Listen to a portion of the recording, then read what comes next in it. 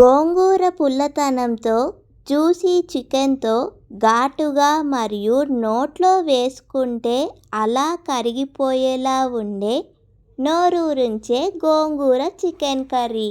వేడివేడి అన్నంతో ఆ ఫ్లేవర్, ఆ స్మెల్ మళ్ళీ మళ్ళీ తినాలనిపించే రిచ్ టేస్ట్ ఉండే గోంగూర చికెన్ కర్రీ ఎలా చేయాలో చూసేద్దామండి.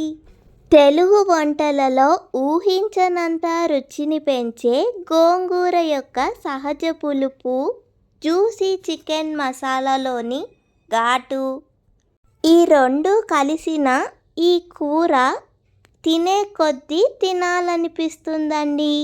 అంత టేస్టీగా ఉంటుందండి.